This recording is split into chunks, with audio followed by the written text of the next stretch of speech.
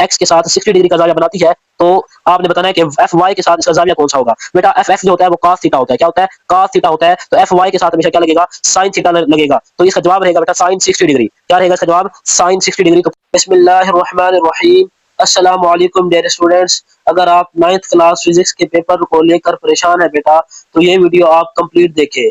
इंशाल्लाह इस वीडियो को देखने के बाद, इस वीडियो को सुनने के बाद बेटा आपकी फिजिक्स की टेंशन बिल्कुल खत्म हो जाएगी। बेटा आपसे गुजारिश है कि इस वीडियो को कंप्लीट देखें।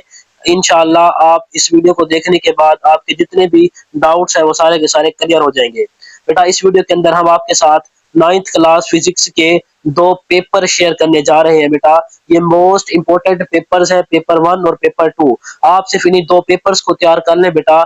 इंशाल्लाह आप चाहे पंजाब के बेटा किसी भी बोर्ड से ताल्लुक रखते हैं, आपका पेपर जो है वो 90% इन्हीं 2 पेपर से आएगा।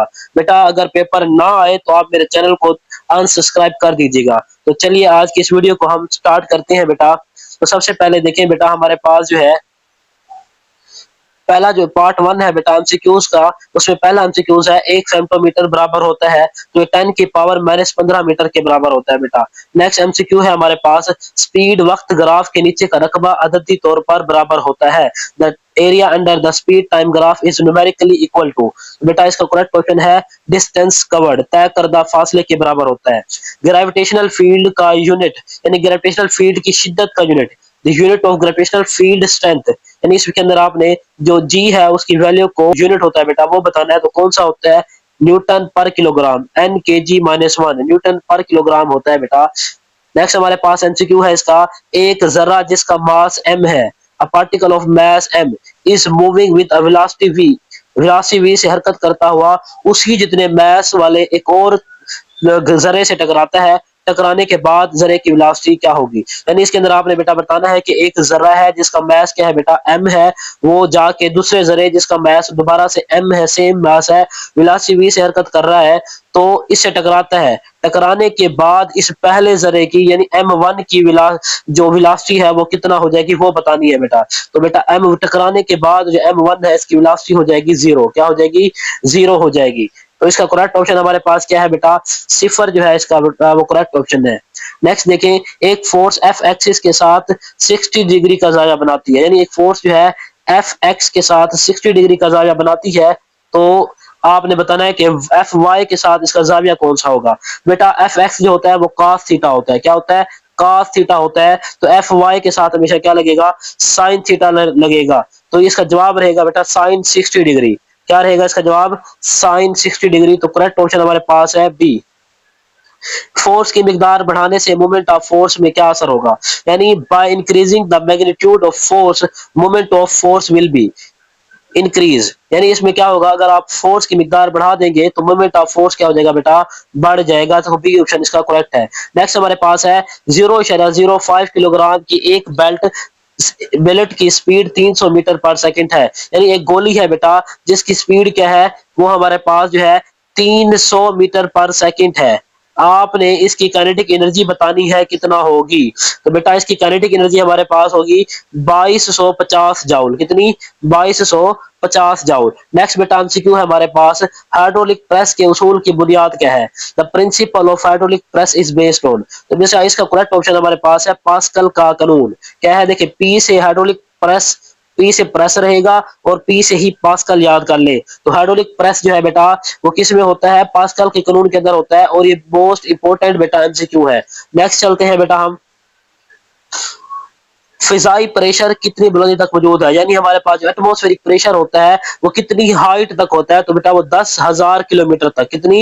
यानी जमीन से लेकर 10,000 किलोमीटर तक ये जो है बेटा मौजूद होता है। नेक्स्ट एमसीक्यू है, केल्विन स्केल में बर्फ के नुक्ता पिघलाव का टेम्परेचर, यानी आपने केल्विन स्केल के अंदर बर्फ का जो नुक्ता पिघलाव है, मेल्टिंग पॉइंट है बेटा, वो बताना है कितना होता है। तो वो +273। कितना होता है बेटा? +273। नेक्स्ट एमसीक्यू है, किसी मटेरियल को मैग्नेटिक बनाने का आम तरीका, यानी a common method used to magnetic material. ठीक है, तो इसका होता है स्ट्रोकिंग, रगड़ना। किसी भी बेटा जब आप मेटल को रगड़ते हैं बहुत ज्यादा तो क्या बन जाता है? मैग्नेटिक प्रॉपर्टीज शो करता है, मैग्नेट बन जाता है। लास्ट एमसीक्यू है बेटा पेपर नंबर 1 का, साइंस की कौन सी ब्रांच टेक्नोलॉजी और इंजीनियरिंग में अहम किरदार अदा करती है? तो बेटा इसका करेक्ट क्वेश्चन है फिजिक्स। बेटा ये थे हमारे पास पेपर नंबर 1 के एमसीक्यूज। अब हम पेपर नंबर 1 का मोस्ट इंपोर्टेंट जो इंशाया पेपर है वो देखेंगे। तो देखिए इसमें हमारे पास बेटा इंशाया पेपर के अंदर पहला जो सवाल है क्वेश्चन नंबर 2 जो है इसमें 8 शार्ट क्वेश्चन है और आपने कोई से 5 करने हैं। ठीक है बेटा। तो पहला सवाल है पैमाइश किसे कहते हैं, इसके दो हिस्सों के नाम लिखें, 3 बुनियादी मिकदारों और 3 मखूस मिकदारों के नाम लिखें, किसी मिकदार की सही पैमाइश के लिए एक मेयारी यूनिट क्यों जरूरी है। बेटा ये मोस्ट इंपोर्टेंट शॉर्ट क्वेश्चन है। उसके बाद है स्केलर और वेक्टर मिकदारों में फर्क बयान कीजिए। फासला वक्त ग्राफ और स्पीड वक्त ग्राफ क्या है। हरकत में कोई फोर्स क्या तब्दीलियां ला सकती है। न्यूटन का दूसरा कानून बयान कीजिए और फोर्स के यूनिट की तारीफ करें। इस सवाल को देखिएगा आपने न्यूटन सेकंड लॉ की डेफिनेशन करनी है और फोर्स का यूनिट, तो फोर्स का यूनिट होता है न्यूटन, तो न्यूटन की आपने फिर क्या करनी है, डेफिनेशन करनी है। लास्ट सवाल है इसका, जब कोई शख्स एक छोटी कश्ती में से दरिया के किनारे पर छलांग लगाता है तो अक्सर छलांग लगाने वाला दरिया पानी में क्यों गिर जाता है, इसकी वजाहत कीजिए। तो बेटा ये 8 शार्ट क्वेश्चन है, कोई से आपने 5 यहाँ से करने हैं। फिर क्वेश्चन नंबर 3 जो है बेटा इसके अंदर भी आप देख लें कि 8 शार्ट क्वेश्चन है और यहाँ से भी आपने कोई से 5 शार्ट क्वेश्चन बेटा जी करने हैं। नेक्स्ट हमारे पास क्वेश्चन नंबर बेटा 4 है। यहाँ पर हमारे पास 8 शार्ट क्वेश्चन है और यहाँ से भी आपने कोई से 5 शार्ट क्वेश्चन करने हैं। फिर हमारे पास बेटा हिस्सा 2 है, इसमें हमारे पास बेटा 3 लॉन्ग क्वेश्चन है और आपने 2 करने हैं। अब इन लॉन्ग क्वेश्चन में बेटा ए और बी पार्ट होगा। ए पार्ट आपके पास थ्योरी है तो बी पार्ट क्या होगा, न्यूमेरिकल होगा। यानी एक चैप्टर से आपके पास न्यूमेरिकल आएगा और एक चैप्टर से आपके पास थ्योरी आएगी। तो सवाल नंबर 5 जो हमारे पास है बेटा वो है मोमेंटम की तारीफ कीजिए और मोमेंटम में तब्दीली के लिहाज से न्यूटन का सेकंड लॉ बयान करें। उसके बाद नेक्स्ट हमारे पास न्यूमेरिकल है, चैप्टर नंबर 2 से दिया गया है। फिर हमारे पास है एनर्जी कंजर्वेशन का कानून बयान कीजिए। फिर हमारे पास न्यूमेरिकल है, फिर सर्किट ब्रेकर क्या होता है, डायग्राम की मदद से इसके काम करने का अमल बयान कीजिए। बेटा अब हम जो है क्वेश्चन नंबर जो है पेपर नंबर 2 स्टार्ट करने जा रहे हैं। बेटा पेपर नंबर 2 जो है बेटा इसके अंदर सबसे पहले हम देखेंगे कि हमारे पास जो है मोस्ट इंपोर्टेंट जो एमसीक्यूज है वो कौन कौन से हैं। मैं आंसर लगाता जाता हूं बेटा, आप इसका स्क्रीनशॉट ले लीजिएगा। तो एक फेमटोमीटर बराबर होता है 10⁻⁻15 के। दूसरे का जो जवाब है बेटा 5 सेंटीमीटर है। फिर हमारे पास ऐसा यूनिट की तादाद 7 होती है। इसमें नुमाया हिस्से बताने हैं बेटा तो 2 है हमारे पास। फिर हमारे पास मोमेंट ऑफ फोर्स को कहा जाता है टार्क कहा जाता है बेटा। फिर हमारे पास है टेन 45 डिग्री बराबर होता है 1.75 के 1.732 के। फिर के बराबर होता है एफ और एक्स के बेटा। फिर हमारे पास है 18C+32। फिर हरारत का यूनिट होता है जॉल होता है। फिजिक्स ब्रांच है बेटा फिजिकल साइंस की।